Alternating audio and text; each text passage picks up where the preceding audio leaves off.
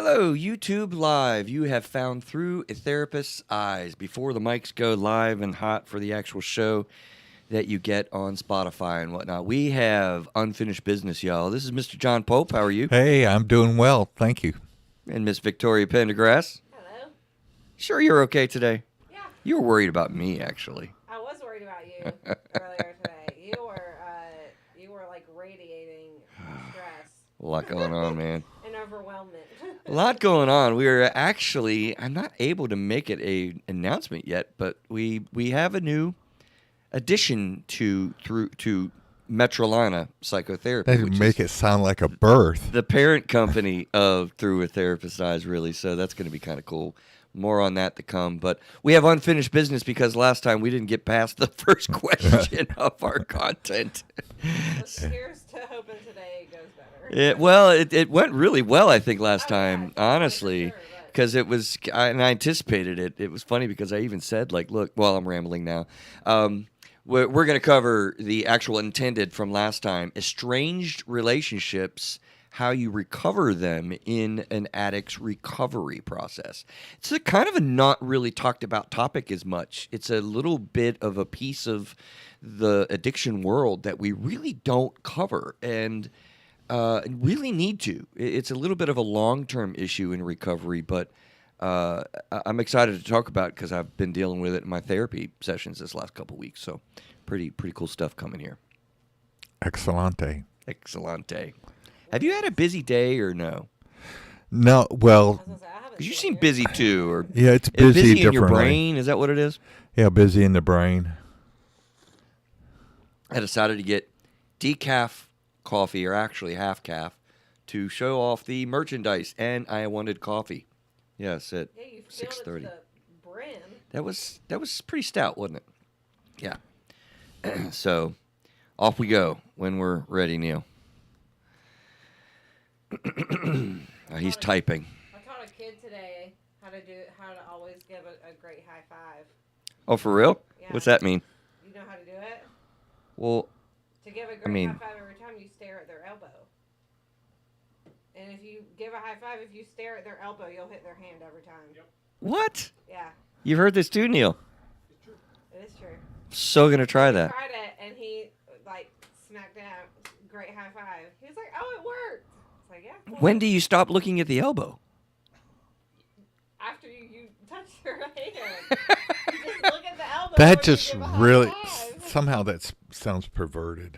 It does? Yeah. When do you? I'm joking. Oh, dang! I wasn't even there, John. I wasn't even there. I'm thinking Okay, eye the contact. Mikado in the Mikado, Gilbert and Sullivan. There was one of the people. She was a princess. Yeah. And she was known for her great beauty, but her great beauty was all in her elbow. For real? That was a Gilbert and Sullivan comedy of operetta. Okay. Yeah. So we just gaze at the elbow. Yes. Okay. We have totally gone into a different direction, haven't we, Victoria? Okay. It's been a long day of therapy, y'all. Hang with us. The mics are going hot when Neil pushes the button. Yeah. Hello, this is Through a Therapist's Eyes on March the 6th, 2023. What? Wow, April the 6th, 2023. 23. Thank you for that, Victoria. Oh. Am I sounding bad now? I mean, no. I'm just. I think Keep going, just keep going. Just keep rocking. Just keep I going. think Just- I think we all need therapy right now. Indeed. This is April the 6th, 2023. Did I get that right that time? Okay. Let me see if I get that right. Episode 224. This is Through a Therapist's Eyes, where you get personal insights directly from a panel of therapists in your car or personal time at home. But this is not the delivery of therapy services in any way.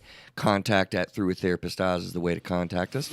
I decided that I needed, as you can tell, a little bit of caffeine today, so I got the merch on the YouTube thing. We have these cool cups, man. Go check them out. John, you got one yet? We'll get you one. Give me one. I'll get you one. Thank you. No, you need to pay for one. Oh, Well, yeah. Merch around here. okay. Well, Because it does help out the show. We get a little bit of a percentage of the profit. We've been talking about lapel mics, getting our game upped this year. Tell your friends, like the subscription on YouTube and Spotify, leave us some reviews. All that stuff really, really helps in this business and industry, and you are what makes this show go, where we endeavor to figure this thing out together. The human emotional experience. Yes, we have unfinished business. Mr. John Pope is over there to hang out with us. How are you? I am doing outstanding. Thank you very much. Victoria, what do you think I mean by unfinished business, Miss Pendergrass? It means that we got a little sidetracked last time. It was so funny to me because I listened to the transcriptions, and it's part of what I do to get all of the transcriptions on our website and people enjoy. And I brought up the first segment, and I'm like, remember? I'm like, okay, we're going to talk about what is addiction, but guys, we really need to be brief here. Let's just be aware, we got some things we want to get to. It ended up being the whole show. Yeah. I think that's good, though. Yeah, I mean, it was a good show, I think. It wasn't surprising to me at all. I did anticipate that, honestly, because you get professionals talking about what is addiction, and you can go for hours because it's just, we took a deep dive on that. And so today we're going to be talking about the estrangements that occur in the course of a person's active addiction. And so in recovery, how do you reestablish these relationships that become estranged? So the same three questions are in place, actually, right? The same three questions that we started out last time being, do you have a clear understanding of what addiction is? And we're going to get a sentence from Victoria to recover what we said last time. That's the way I said you're going to love the way we start. Oh, of what addiction is? Yes. And now? What does recovery mean to you? And what do we mean by addiction being a family disease? Are questions to think about through this episode. So yeah, Victoria. First, I'd like to input that I highly recommend you go listen to our previous episode about what is addiction first. I think that might give you a better understanding. Episode 222. Oh, it is not 223 because we did a month in review. Yeah. So it was the episode before that. I think we'll give you a better foundation for today's episode. So can you sum it up in a sentence? Addiction is when you lose the ability of control. Bang! She's right on it. So many factors go into this, guys, and we really do. I experience conversations with clinicians a lot of times that leads to that's why I titled it last time, The Panel Battles with What is Addiction, right? It's a cool title because it really is a little bit of a battle of understanding in our field, and Victoria nailed it, which I think you started out there anyway, didn't you? If I remember correctly, that was a key component that you had said. So, and I think last time I just was kind of confused on the difference between abuse and addiction, and that abuse cannot turn into addiction. Right. And that they're two separate things. Right, yeah. Yeah, so we're going to resist going into that because we did a whole show on it. But, John, I really felt like when we were setting up the topic last time, you and I really connected, though, on the idea that this particular angle isn't and hasn't been and still isn't discussed very often in the massive level of estrangements that get rattled up in way of somebody's career of drinking or using. And I feel like you were agreeing with me, and it sucks that we don't do a lot of that, right? Oh, exactly. And I mean, just think about, and maybe I'm not going where you think I might be going on that, but it causes so much disruption in people's lives, and it doesn't just affect, and a horrific toll that it takes on the person that is abusing or dealing with addiction.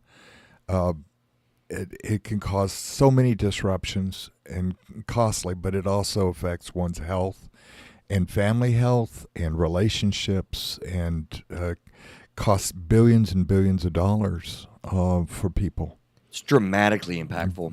Yeah. I'll remind you, my metaphor for addiction really is that addiction is a black hole. I like to say that it sucks all emotional and physical resources from that person's life and all of those that are It's a close very enough to. selfish thing. I'm not saying that the Addicts person, aren't selfish, right. but go ahead. No. I'm talking about the disease process itself, which causes all the concomitant disruptions. It's just like this, like you said, a black hole. Yeah, it's crazy. So let's move to an honorable mention in this. I did want to kind of put out because I think I put it out in the month of review, but might not even have got to it there. With the DSM, the formal diagnosis state, I'm going to rail on this for a minute, I think. And I know it's a little controversial, but our diagnostic system for substance use disorder, which is what we call it now, I think, Victoria, leads to your confusion about the abuse and addiction. We used to have it broken down into, you have a diagnosis per se of alcohol, coke, weed, whatever, abuse. And then you have a very different diagnosis for what we used to call dependence or addiction, alcoholism. And that's mild, and you don't have it now. Moderate, and severe. Yeah. Right. They've clumped it all together. And it makes no sense to me. Substance use disorder, mild, is basically abuse. And then it progresses into moderate and severe, which is basically addiction. But I love continuums. That's the way our field looks at things now. Continuum for depression, a continuum for Asperger's, or now we say autism spectrum disorder. ASD. ASD. Yeah. ASD. We love our letters, right? That's right. We have a spectrum of all this. We have continuums, but there's a very big difference between abuse and addiction. So I really am an advocate for the old school looking at there's a different diagnosis for that, and we've lost that. Well, you and I are in concord with that. Does that bother you as much as it does me? Yeah, it bothers me. It bothers me because it doesn't take in all the nuances that are there and all the different dynamics that go on, and it's just I think just lumping them in again just so inadequate. Yeah, it's inadequate, and it adds to the confusion. Yeah. Hey, we got YouTube helping you out, I think, Neil. Is Victoria's mic on? Somebody's saying. Is she sounding okay? I don't know. I need her to talk again. Hi. Am I on? I'm not on. Well, I just did a whole bunch of talking, and nobody could really hear Do me. we have to start it all over again? No, we're gonna go. No. That's part of the genuine cool aspect of. See, of we even did a mic. Man. It was fine early. You must have hit it. We're gonna blame. Yeah, he's blaming you. Yeah. Neil is blaming you. The power of YouTube. We appreciate that. Oh, the power of your brainwaves were so strong that it just knocked switched it off. Yeah. So listen, let's do a quick little segment that I want to do on. I know we won't go as long on this segment, but what is recovery? And that's something that people get confused about a little bit too, I find. So we have to understand these concepts of what is addiction, what is recovery, what does that mean to you, and how does this work? I think I'm going to leave it open-ended for you, John. Okay. What do you see as what is recovery? I'm curious how you'll pop at that. Uh-oh. Okay. Well, I believe that recovery is let's talk about the black hole. Okay, it goes in. Everything goes into the black hole. It's when you absolutely go to where you can go no further into the bottom. Is when you, at that point, the recovery begins when you let it go and you acknowledge that one does not have any control. Actually, the contradiction happens, the paradox happens, is when control starts to come back, and that's the beginning of recovery. And you make a positive change in one's life. And so recovery, but you think recovery will happen right away. It doesn't. It's a lifetime. See, I'm a person that believes that recovery, one is always in recovery. Yeah. Okay. Yeah, and there's a concept that is newer out there in that I am recovered. I heard this big debate at a conference not too long ago, years ago, But recovered was the big phrase. They were like they're wanting to incorporate. Well, you're not in recovery. You're recovered, and that's a different reality. Which I don't get maybe into it's weeds with it. Semantic. Too bad. Well, it's a different sentiment in that you're once an addict, always an addict. So you're never really recovered, right? You need the AA is a cult, and you never get well. And I don't want to subscribe to that. And there's misconceptions out there a little bit about that. Well, to me, if someone told me, "Hey, I'm recovered," well, then that means that they could. To me, that would say that would give them an excuse saying, "Oh, I can go out and drink, but I'll be fine because I've already recovered from that's the danger. Alcoholism or whatever." And I'm like, don't think that's how that works. You hit the nail on the head. Recovery to me simplified to the maximized. You don't like the black hole extension. thing? Well, I'm joking. As a matter of fact, that was beautiful. That was awesome because that's some of the reality, the experiential reality, which you are so super experientially. No, it means abstinence. That's the reality.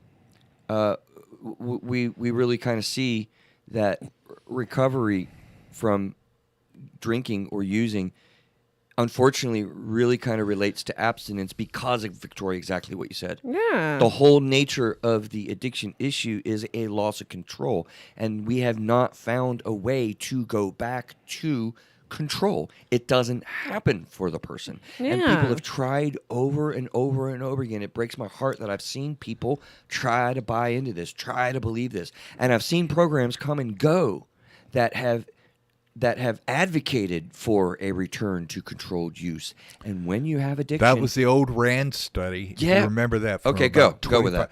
There was a RAND study about 30 years ago, maybe even longer, and it said that you could do sort of a measured return to drinking. Right. And they had something going on for 2 or 3 years, and they did the study, and there was a lot of articles in journals, and essentially what happened was after 2 or 3 years, it always went back to uncontrolled drinking. Yep. And so anybody that says that they can control their drinking when they are dealing with addiction is lying to themselves. Lying to themselves, yeah. Well, it's part of the rationalization. And to their family, yeah. It's part of the minimizations that occur. It's a part of the active process of addiction. You cannot not stop. That's the thing. Well, and that's what I think a lot of people end up saying is, they always, or the famous line is, "Oh, I can stop anytime I want." And people will do forced periods of abstinence to prove that to themselves. Mm-hmm. Yeah. It's a game. It's just but it's it this always, head game that you get into. And it's such a hard concept to realize that this inanimate object somehow has control over my behavior. It's doesn't compute a lot of times for people, and it leads to a lot of relapse. It leads to a lot of longer careers of drinking and that type of thing. And again, for the purpose of this show, why we care about that is because we're talking about in recovery, recovering the previously estranged relationships. And that is a topic in longer term recovery that isn't really dealt with a lot. Exactly. And otherwise, if you don't have the support of family and friends, a good support system, you are going to have more likelihood of stumbling and having a slip or a full relapse. Yeah. It's huge, isn't it? As a matter of fact, Neil, if you could look up what episode we did, Addiction and Family Dynamics, it plugs into this, and you need to have that understanding as well. Well, I mean, it's just like how, and this, someone correct me if I'm wrong, because I'm getting this from Grey's Anatomy and my very little That's medical like knowledge. Dr. Google. Yeah. Oh, dear. But I mean, Grey's is a cool show, though. I'm pretty sure there's some surgeries and stuff out there that they will not give you unless you can prove that you have a support system to help take care of you. Okay. When it comes to transplants and things like that. Because because certain surgeries are going to require that you have help at home to support you in getting things that you need, like if you're going to be immobile. So I think it's the same, kind of similar, I haven't thought or of the this same before that thing way. Yeah. with addiction, that like if you, when it comes to recovery, if you don't have that support system, you're more likely to fall back into Active addiction. Yeah. But that's, go ahead. Well, no, I actually had a client that was needing a liver transplant, and he was he had had relapses, and he had to be in active psychotherapy for a certain amount of time, and he also had to have his family and friends lined up, and they were not about to greenlight him if he didn't have all these areas and supports lined up, and participating in it and growing as a result of it.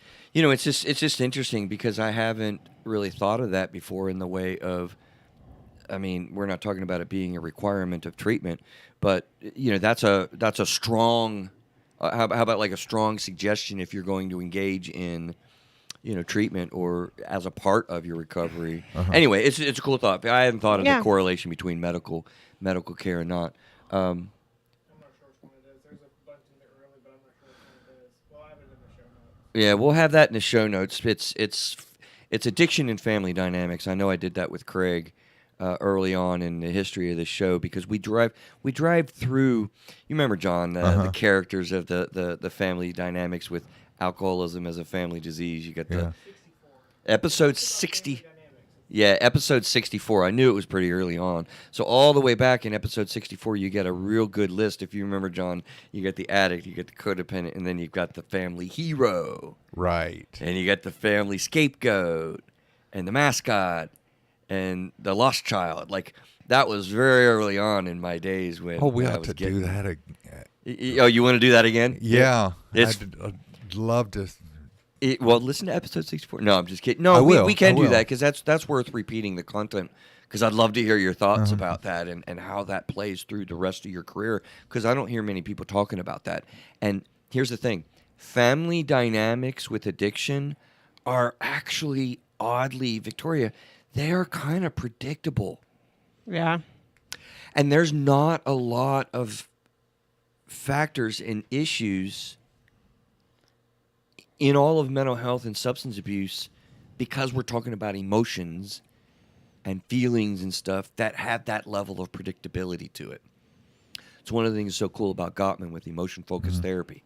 It's so predictable in the way that you find activity and behavior.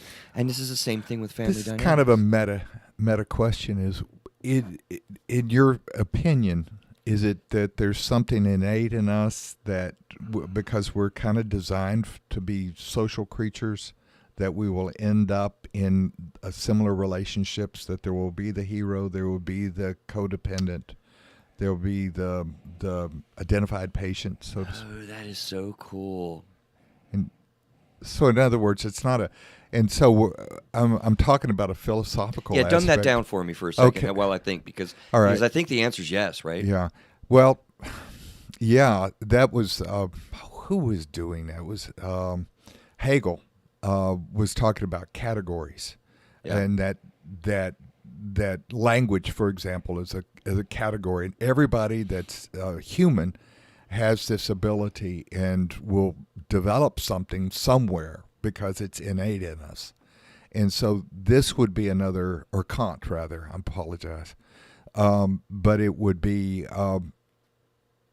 like we're wired to be in a family of some sort, and there was always going to be a relationship where there will be, let's say, in something dysfunctional, that there will be a hero, there would be the primary person that would be the patient, or the let's say the person that's an alcoholic. And then there would be the hero and the codependent. Now you're using these terms that the listening audience isn't going to understand, but but apologize. behavioralists would love this. I'm not a pure behavioralist at all, but you know the idea here is that, and the question I think you're asking or proposing for us with our opinion is it because we being social creatures the behaviors that we have in certain situations, particularly as profound as addiction can be, become predictable. Right. Yeah, that's what you're saying? Yeah. Yeah, and I think absolutely. I wish I could have said it that way. Right. I think that's absolutely, and it's the same thing with the engulfment and abandonment insecurities that we see in EFT. So we'll get off of that, but to play off of that and to get into our topic today of like, yeah, right, like estrangements that occur are also pretty predictable. And it strikes me amazing that we don't deal with those things in recovery circles quite so much. Because can't we say that as the addict's career continues to go on, that the whole social network begins in late-stage addiction to break down? Well, you've heard that phrase before, right? But when I was thinking about this with my clients, I'm putting all these things together thoughtfully and saying, well, what do we mean by breaking down? We mean estranged relationships. Dude, question for you. Your clientele, do you work more with the person with addiction, or do you work more with the family that has been lives have been changed and disrupted, or is it a mix? What do you mean a mix? Well, when you see a family, when you see a person, an individual for addiction issues, let's say alcoholism, do you work more with them, or do you work with the spouse, or the estranged spouse, or the child, or the generations that were? I will work with who's presenting, right? Yeah, and oftentimes you'll find absolute blocks where I'm working with the addict and the family's like, hey, I'm not dealing with this crap anymore. I'm out. I'm not doing this. Or you'll have a heavily codependent person that is, and they can come into the session. But what's interesting is, in my mind, and this is why I would advocate for clinicians to really have an understanding of substance abuse issues and mental health issues in combination, because I'm working with people all the time, guys, that are just here for depression, or they're here for their life stress with work. I mean, it could be anything. I can have teenagers coming in, because they're stressed out socially. And I will be working with the whole person. And when I find that there is addiction present in the family, immediately that clicks off into my head these issues. But I maybe I'm looking for it, but I think most of my clients have some sort of issue. Have been affected by addiction at one level or another, because it's 10%. Well, it is interesting. It is kind of that found. I think you're super uber aware of it, and that probably is why you see that. But I mean, if you think about it, man, about 10% of our society has addiction issues. That's about what we have, and that's been pretty pretty stagnant number. It was true 50 years ago when I first started. Right. That's a pretty solid number that's remained stagnant. And so, but that's just, individuals. But how many extended families, or families that don't have an immediate member, or have a grandparent and not current, all kinds of things. So this affects a lot of people, for sure. So let's dive in a little bit to what kind of estrangements develop, and how that really begins to happen. And you just think of really the list of the types of relationships that you have more prominent. Dramatic pause. Shoot, man. How does addiction affect a marriage? Or you should see John's face on the YouTube. Yeah. It's so many ways. I mean, it hurt. It negatively impacts the way people relate to one another, how they in a sense, the children are devastated by it. It helps shape and determine who they will be in partnership with, or in marriage, or who they live with. Trust. Communication, obviously. Honesty. Financial. Spiritual. Yeah. Yeah. So we're basically saying it affects every aspect. Of a marriage. every level. Think of the black hole, Victoria. Yeah. Again, it affects all those emotional and physical resources and those most close to you. There is no one closer to you than your spouse. You're right sucked into the black hole with this person. It's so...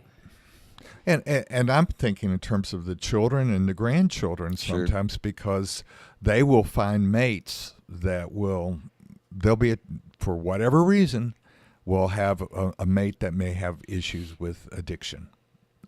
More because likely of than not. because of that predictability that we were talking about. Exactly. Before, right? Yeah, I mean, remember that comment, Victoria, we were talking about last time, I think was new to you, but you were like, oh, yeah, I totally get it. 3 generations of sobriety to eradicate the emotional effects of one person's career using.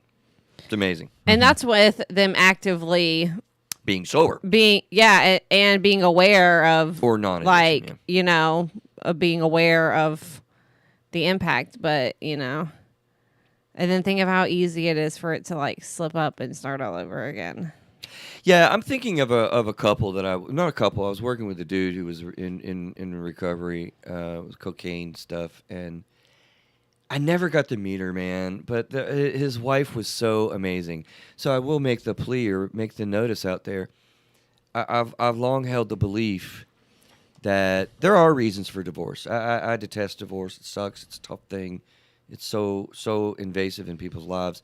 But if your husband or wife is a mass murderer, right? Involved in the mob or major criminal activity. I don't know, John. How many reasons are there that even biblically you would think are advocations for divorce? Because harder than split than what is the phrase in the Bible? Apple seed or not a seed, a cedar wood or something like that. You know what I'm talking about? Sorta. No, you don't. I was about to say he looks oddly confused. That's fine. I do that sometimes. But there are viable reasons if someone's in domestic violence with you. Yeah. You want we advocate for divorce. Scripturally that you would say that it would be infidelity. Right. And it would be abuse. And it was looked askance in the Old Testament, or which would be the Torah, that divorce, but at the same time it was permitted. But here's the thing: addiction's like one of those right in that gray area in my mind. It's not really talked about or mentioned, I don't think. So you think addiction calls for a divorce? But in maybe certain not, cases? right? Okay, And no, that's what I'm couple, asking. Yeah, there's this couple that I'm thinking about. I never got to meet her, like I said, but man. Oh, I see where you're going. Right. She was, these guys were married for many years, and she was really on point with him, really direct. I don't support this. I love you. I meant what I said when we got married, forever, sickness and in health. But one of the things, guys, that was almost a prerequisite for that was a strong level of honesty on the part of the addict. He was pretty clear. He didn't make any nuts and bolts about it. He was really genuine with, yep, I screwed up. I'm in it. And he would fight back and forth. He had many relapses.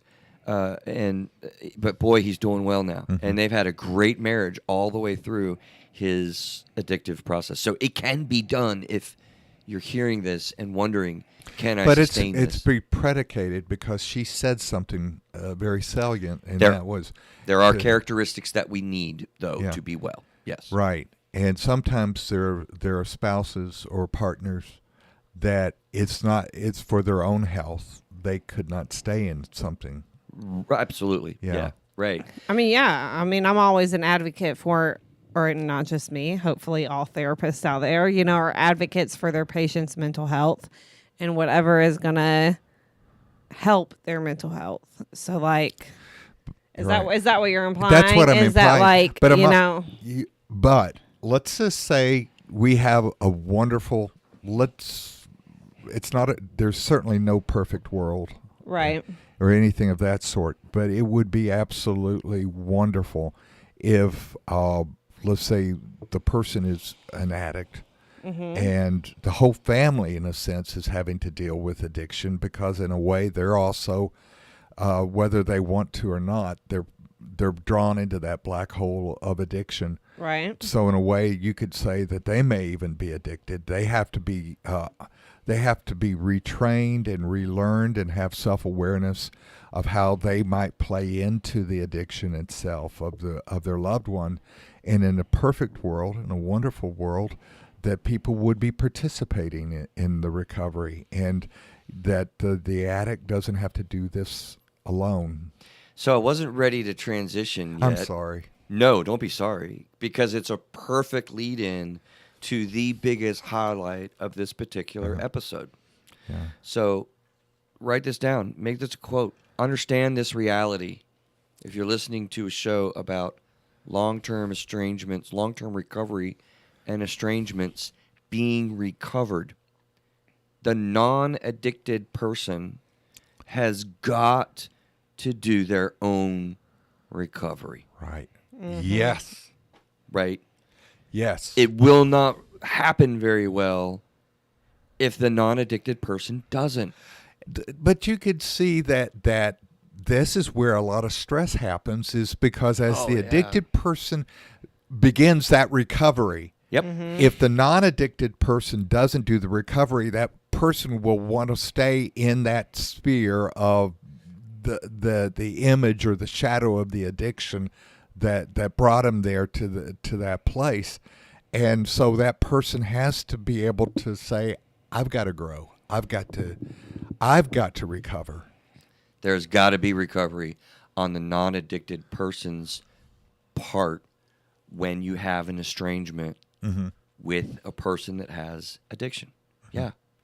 I actually did these show notes, and I had a conversation today. Hello out there. She said I could use her thought, because her thought when I asked, how did that go? It was actually not even long ago. Today, I was posing and moving into a thought in her session, and the question was, what about recovering the estrangement, in the relationship with so and so person? And she's like, I don't know that you can. I was like, oh, yeah. And from that, we talked a little bit about that, because you can, but that's where this thought came from, and I added it. Neil, that's what I added to the show notes. It was this, and this is the highlight, ultimately, of what we're talking about here today, because she or these folks that aren't the addicted people will have to recover their emotions from the hurt and harm they had with their own shame, from the hurt and harm they have from their own guilt, from the hurt and harm they have from the levels of distrust, from the hurt and harm that they've had in what they've been thrown onto them in so far as projection, what they've been told they are, from the it goes on. This might be totally off topic. So not totally off topic, if we don't want to talk about it, but Okay. I'm interested that and see how that relates to when the addiction ends in death Yeah. due to overdose or whatever the case may be. Right. Whether it was they drank their liver, and they, whatever the case may be. But just because I know that's also a big Well, they say addiction ends in jails, institutions, or death, and that has seemed to be true. Well, but in my I'm experience. wondering, and again, we can talk about this another time if you want to. But how that the other individual, the parent, the spouse, the whatever, the sibling, how they're affected when that person is no longer there to help them also in that recovery process, because I would assume that spouse, parent, whoever still has to in some way finish recovery themselves, even though there's the death occurred. Perfect. Yeah, I think you and I are going to jump off in the same direction, John. Yeah. Go ahead. No, hit it. You spoke up No, I first. agree. I agree with that, because the person will end up, in a sense, having to deal with burdens of guilt. I didn't do enough, or Right. I must be a horrible person. And So kind of they get stuck. They get stuck, and they get stuck at the same level of where their partner was that died, or whoever. Yeah, the kid, spouse, kid, whatever. spouse. Yeah. Give you an example. I mean, I tell stories a lot of times, but I've had a wonderful experience with. There was in one of my first churches up in West Virginia. There was a person. Good state. Good state. Yes, wild, wonderful West Virginia. Right. But she was someone that was divorced with her husband. She had 5 kids. They had 5 kids together. He was very prosperous, living in another state, and he had kind of introduced her to alcohol and drinking because he was professional, and that's not necessarily the same. And she was a professional as well, but she was utterly, totally addicted. She when she died, they cleaned out her house, and they had 5. Just a whole closet full of Everclear, wow. empty Everclear bottles and all of that. 5 kids were just absolutely devastated. They didn't know where they were going to go. Would they go back to their dad? Because he didn't have custody of them, though he could well afford it. He wasn't taking care of them like he needed to. And on top of that, we're dealing with her mother. And she had died of just alcoholism. She had the esophageal varices, and she bled out basically. Right. It's terrible. And did that just. But she told me at the graveside. She said, "Pastor, she had liver cancer. She wasn't an alcoholic." Oh wow. Yeah. Wow. Yeah. So that mom was definitely stuck. She was definitely stuck. That was a long story telling you that, but I was seeing all the impact. Proving my point of what I said. Right, but it demonstrates, right, the one of the concepts or the realities in insight regarding insight development with addiction, and that is a denial system. Complete denial on it. It is which is a confusing word. And the way that I explain that to people over the years I've found is that it is an inability, not an unwillingness. It is an inability to see the clear issues that other people see. Like they really don't see it. That late stage alcoholic that's got cirrhosis of the liver really doesn't have the ability to see alcohol caused this. So that's part of But that was the mom. But that the denial system happens in families. Right. And as so well. In a sense, could you argue that a family can be alcoholic? And that's the... Well, defensive of the term alcoholic, they can be affected by alcoholism, though they don't have... Well, I agree with you, but I was... Yeah. But interesting that you went a different provocative. direction. Let me circle back, Victoria, to what you're saying, because I think, honestly, I was going to take that in a different direction. So I'll try that now, because the idea that they are going to struggle with recovering their emotional realities if the addict has died, I would maintain actually that anyway, whether the addict's alive or not, that it's 2 separate processes. There is the addicted person in recovery with treatment, AA, what have you, that you link on to be well and to attain and maintain abstinence. And then there's the other side of the person. That's why we have Al-Anon and Alateen and Nar-Anon. These are programs that are designed for that individual. So you're really going to have to do that whether the addict has made it or not. You have a job to do anyway. So here's another news flash and a highlight, if you will. When you are affected by somebody in your life that has addiction issues, you then have to become recovered in the sense of how those addiction issues affected you. I hope they don't do a short on that because I did vowels. I use my vowels weird, but do you follow? So Victoria, they're getting well anyway. They have a job and a task, and it's their own exclusive, unique process to go through. Yeah, but what I'm saying is I think that some people don't realize that.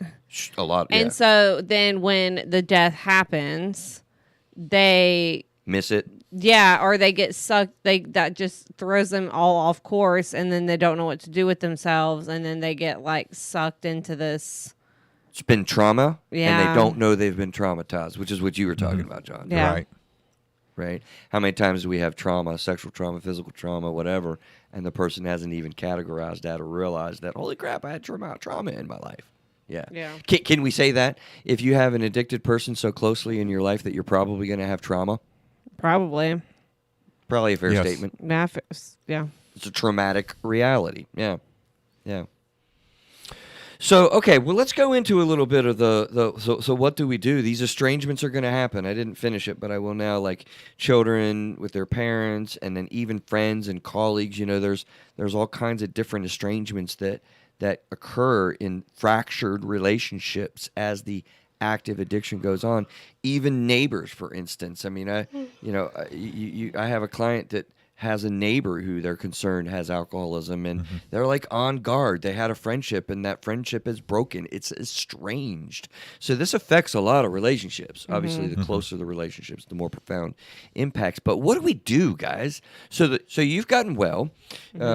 You've kind of recovered. You're sober. You know that addiction's an issue, and wow. So now I'm looking around at my life. It's been year 2 or 3 of recovery. Like, how do I recover these relationships?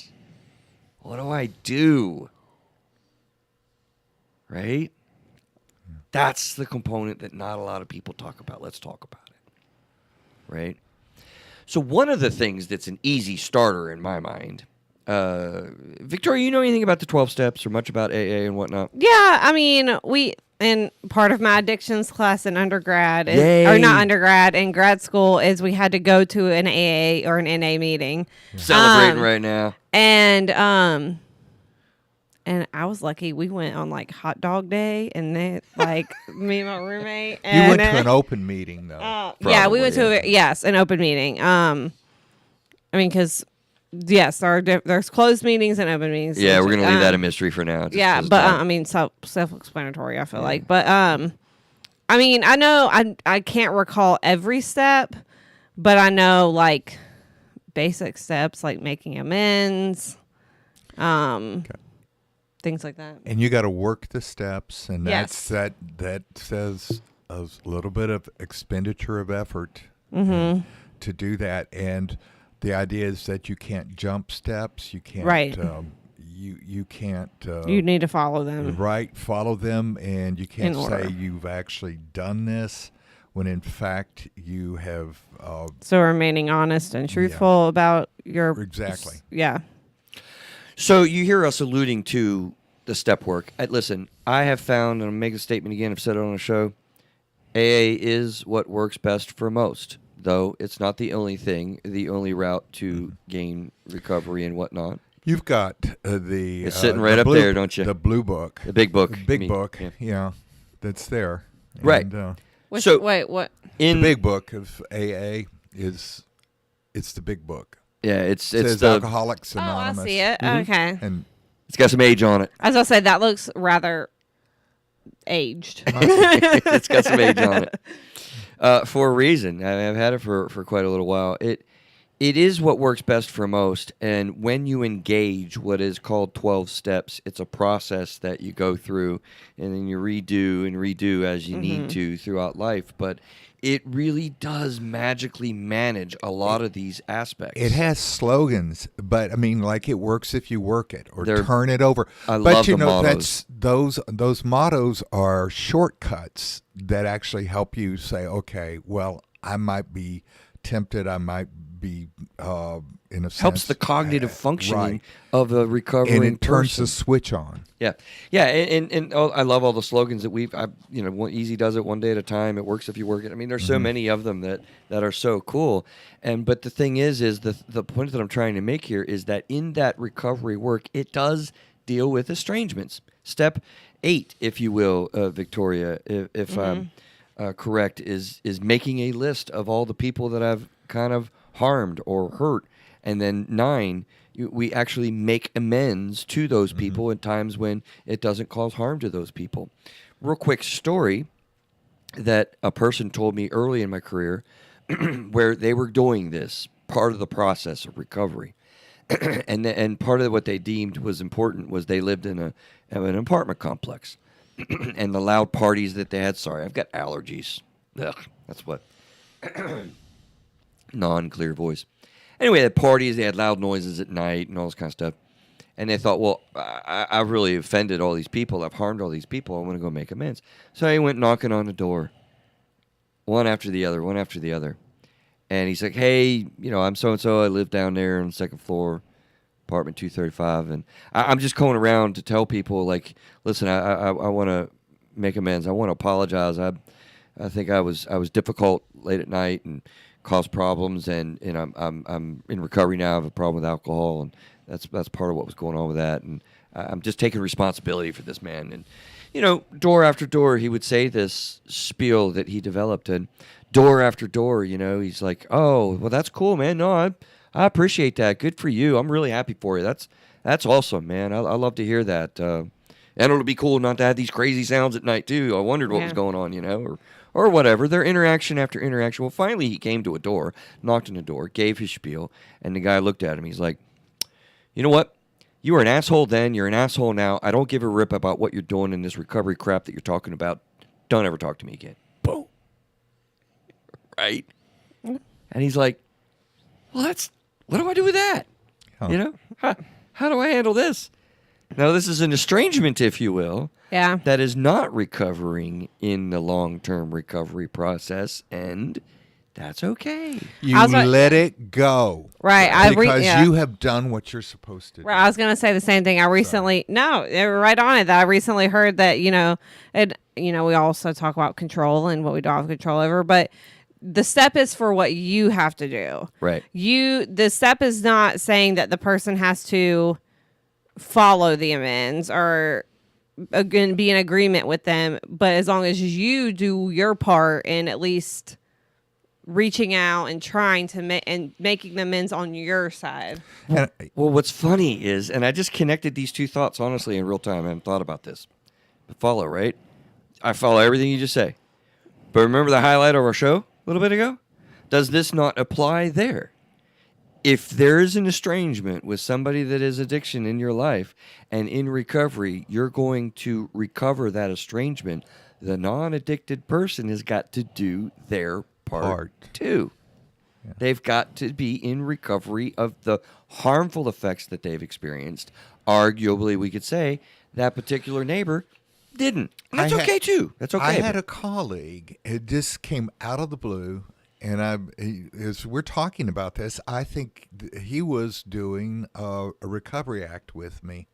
And did you realize that, or are you realizing that now? I'm realizing that now. Really? Oh, wow. It's happened 15 years ago, and he said, I got really angry with you about something, and I'd let everybody know how angry I was at you. I had... this is him saying to you? Him emailing me okay. On this, because we're out in different states now.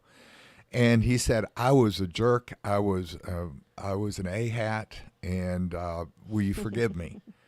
And I said, of course. But you know what? What he did to me 15 years ago really hurt my feelings. Yeah. And stuck with you. And I stuck with me. I had to let go of my hurt. Mm-hmm.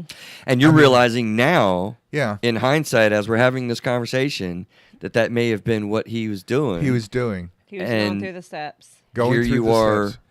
Yeah, and now it makes sense because of his behavior, which was very brilliant man, very erratic behavior. But then you had to do your part by letting go and recovering on your own from... Yeah, and let go of that that hurt. So thank you. Thank you, good doctor.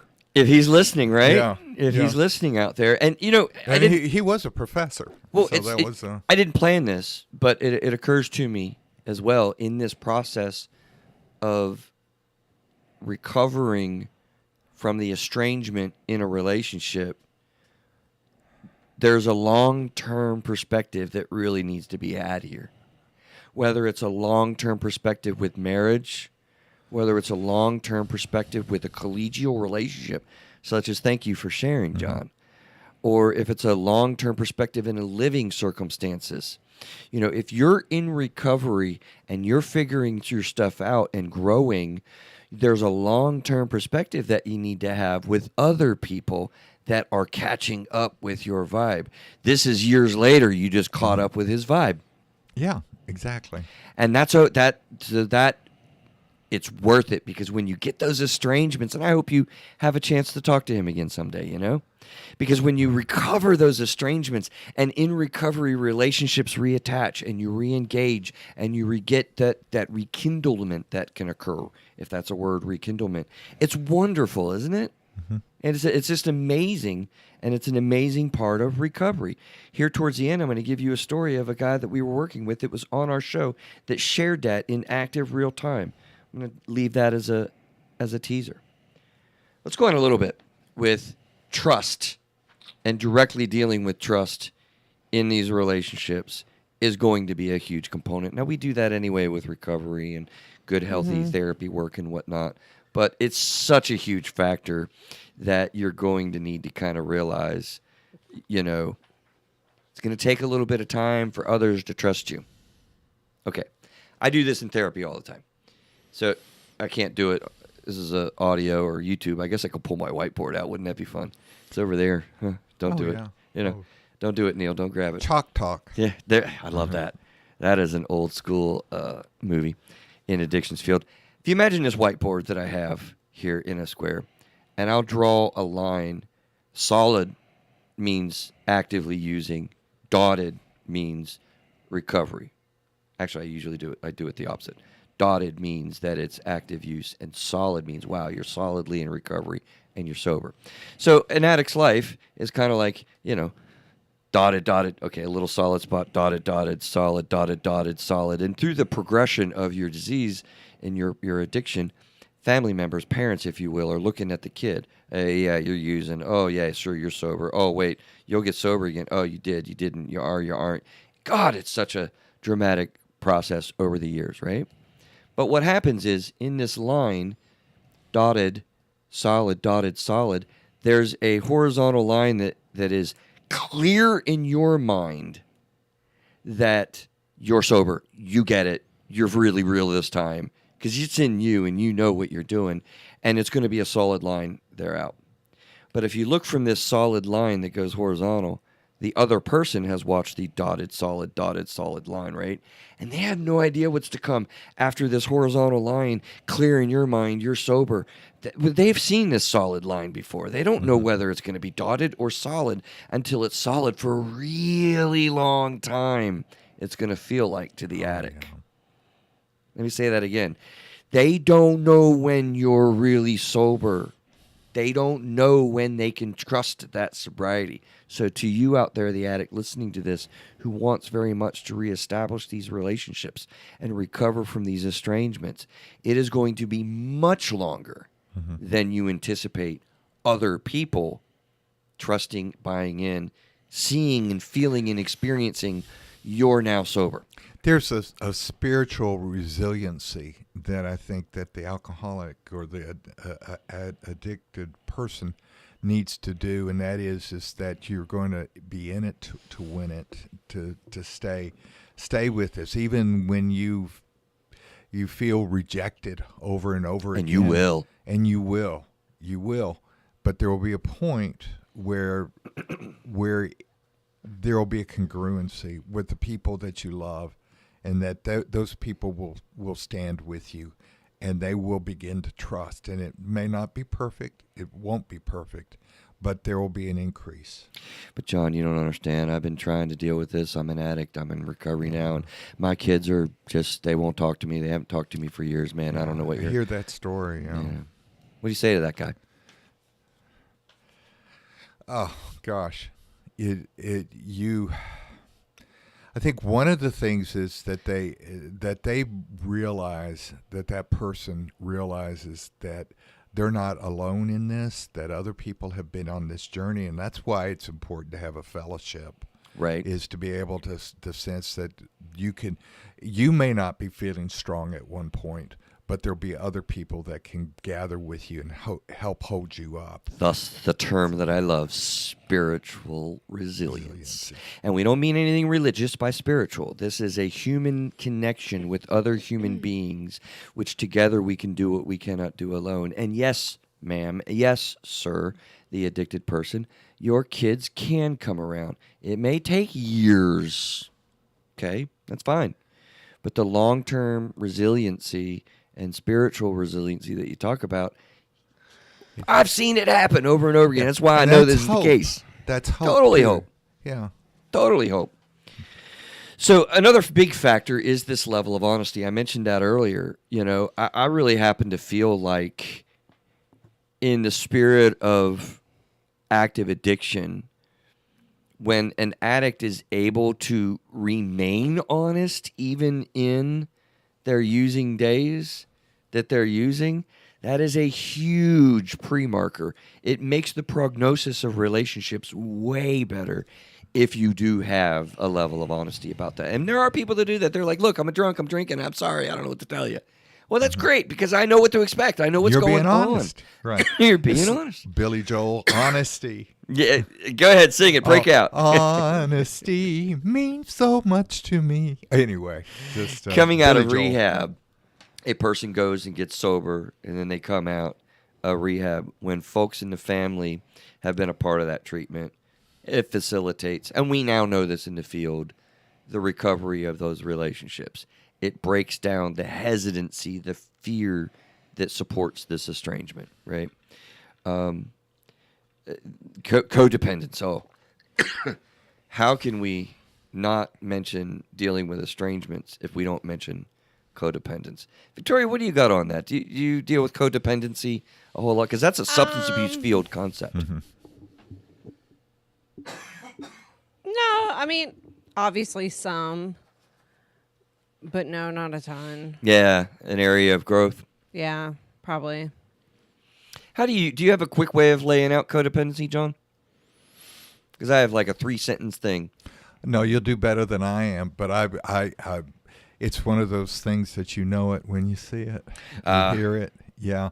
And the codependency is the sense that it's one sign of codependency is that you have an ultimatum and say, I'm not going to put up with this anymore, and the person comes back, or because they get as much out of the in a sense this dynamic, this dysfunction.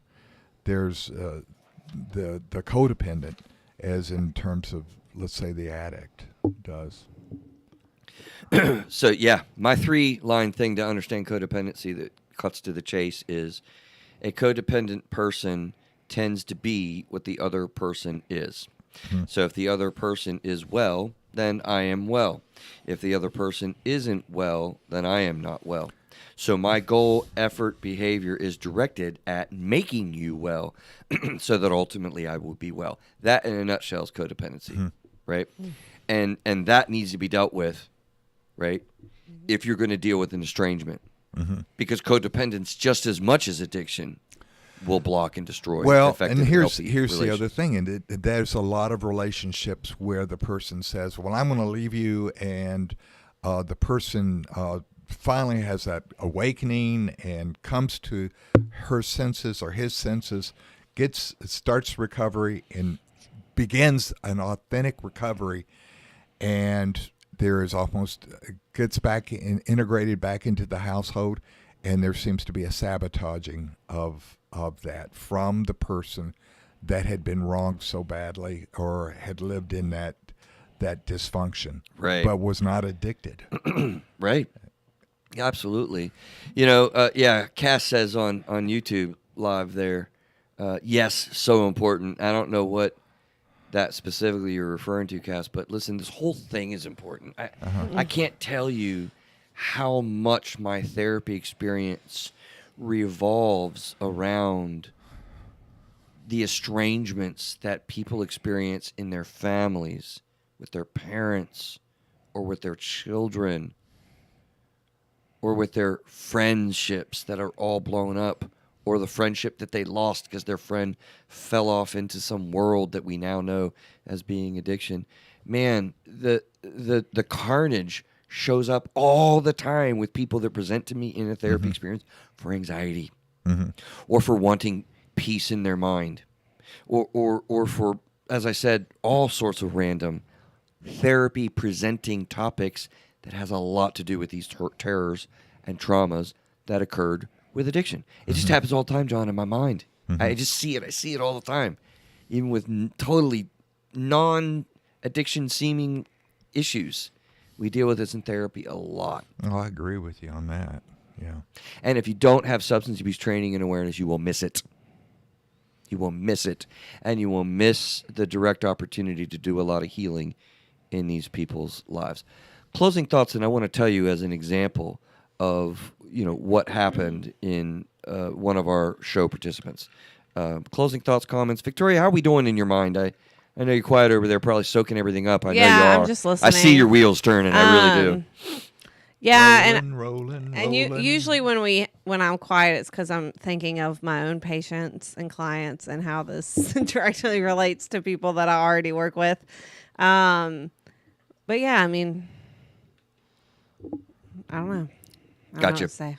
Closing thoughts, John. I'm just soaking it all in.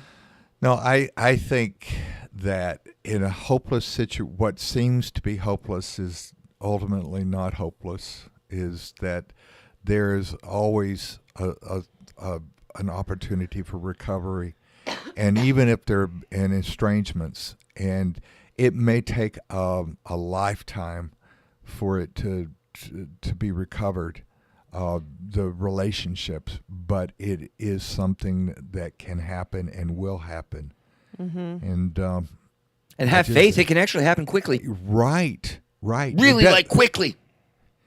Yeah, it can happen. It's amazing. Yeah. Because when the light bulbs come on, I loved Steven Tyler's and Aerosmith's song "Amazing." I don't know if you ever listened to it. Uh-huh. It is amazing, and he's totally talking about his recovery.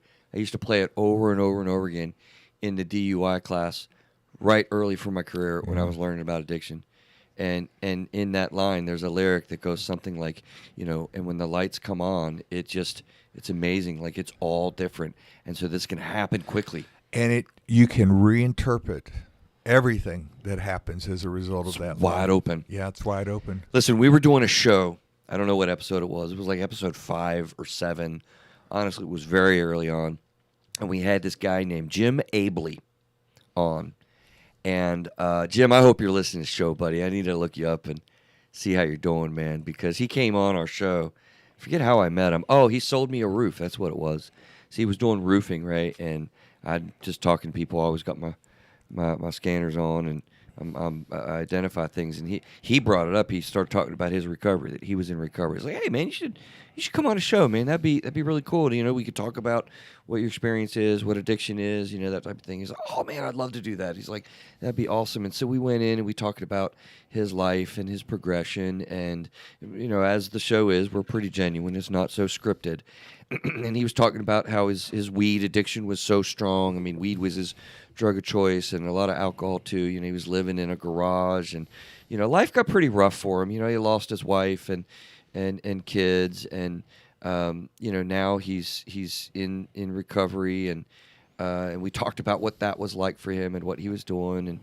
And he didn't tell me he was doing this, but he's like, yeah, Chris, it's amazing what happens in your life when you begin to get off of actively using your substance. And he said, honestly, man, I've got a job promotion I just got. So, yeah, Chris, I'm going to be leaving town. I took care of your roof, but we're going to go to Nashville. And I've been promoted. My company wants me to go up there because he was like 5 years sober at the time. And he's like, it's crazy, Chris, because I've reestablished very recently in the last few months with my wife. She's talking to me. And we're talking about, dating again and being married maybe in the future, who knows? But, and my kids are talking to me, and I'm getting ready to pick up my 5-year chip here in a month or so. And that's literally the way that we ended the show. Yeah. Now, 5 years seems like a long time, Does. but in one's lifetime, that's a blink. And he was a mess. Yeah. He'd tell you. But in recovery, you're opposite than a mess. People that are in recovery are the most humble, hardworking, awesome people that you'll ever meet because they've been to hell and back, and they know what it's like to live a living hell. Go ahead, take some. No, I think you've said it exquisitely. It's amazing. Yeah. So listen, out there, I hope you're listening. Recovery is awesome. It's a confusing world, but you do recover these relationships, and hopefully we've given you some thoughts and some ideas about dealing with these estrangements and such. So take care, be well, and we will see you next week. Bye, y'all. Bye. Thank you very